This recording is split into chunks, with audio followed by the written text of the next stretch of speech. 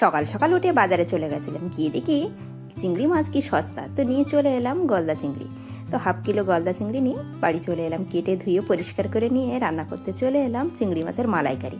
তো নমস্কার বন্ধুরা, ওয়েলকাম টু অপর্ণার কিচেন। তো চিংড়ি মাছের মালাইকারি করার জন্য দেখুন সর্ষের তেল গরম করে চিংড়ি মাছগুলো হালকা ভেজে নেব, কারণ এগুলো জ্যান্ত চিংড়ি মাছ, আমি বেশি ভাজবো না। দেখুন শুধু নাড়াচাড়া করে নামিয়ে নিচ্ছি। ওই কড়াই দিয়ে দেবো আর একটু সর্ষের তেল, দেওয়ার পরে এখানে দিয়ে দিলাম তেজপাতা, জিরে আর শুকনো লঙ্কা ফোড়ন। আর এখানে নিয়ে নিয়েছি পেঁয়াজটা আমি গ্রেট করে নিয়েছি, আদা রসুন বেটে নিয়েছি, মানে এখানে রসুনের পরিমাণ বেশি দিয়েছি, আদা হাফ চামচ আর কাঁচা লঙ্কা দিয়ে ভালো করে কষিয়ে এখানে দিয়ে দেবো আমি সেই রসুন বাটা, আদা বাটা, কাঁচা লঙ্কা বাটা দিয়ে একটু নুন, হলুদ গুঁড়ো, লঙ্কা গুঁড়ো, জিরে গুঁড়ো দিয়ে ভালো করে আমি কষিয়ে নেব। দেখুন সামান্য একটু জল দিয়ে কিন্তু আমি কষিয়ে নিচ্ছি।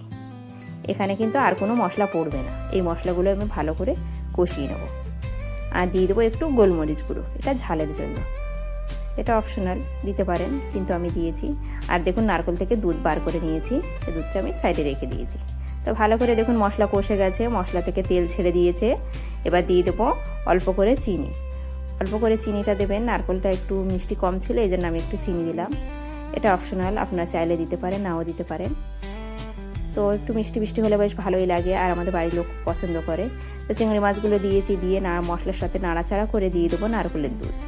তো দেখুন একটা গোটা নারকেল থেকে কিন্তু আমি দুধ বার করে নিয়েছি। দেখুন ফুটে উঠেছে, এখানে একটু গ্রেভিটা আমি কমিয়ে নেবো।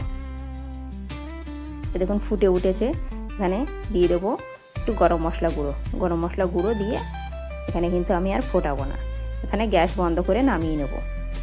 তো রেডি হয়ে গেছে গলদা চিংড়ির মালাইকারি, লাল লাল ঝোল।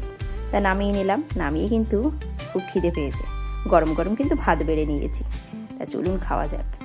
আমি খাবো, আপনারা দেখবেন, কিন্তু না বাড়িতে কিন্তু বানাবেন অবশ্যই, না বানালে এর স্বাদ কী করে বুঝবেন যে এত ভালো মালাইকারি যে হয়। তো দেখুন এখানে বেশি কিছু রান্না করিনি, পেঁপে সেদ্ধ আর এটা নিয়েছি ধনে পাতার আচার করা ছিল কালকেকার, সেটা নিয়েছি, আর চিংড়ি মাছের মালাইকারি দিয়ে জমিয়ে খেয়ে নিলাম। তো বেশি কিছু রান্না করিনি, মালাইকারি দিয়ে পুরো ভাতটা খাবো বলে। তো দেখুন জমিয়ে কিন্তু খেয়ে নিচ্ছি। তো রেসিপিটা ভালো লাগলে একটা লাইক আর কমেন্ট করবেন, কেমন হয়েছে কিন্তু জানাতে ভুলবেন না। একবার রেসিপিটা কিন্তু বাড়িতে ট্রাই করতে পারেন, খুবই ভালো লাগবে।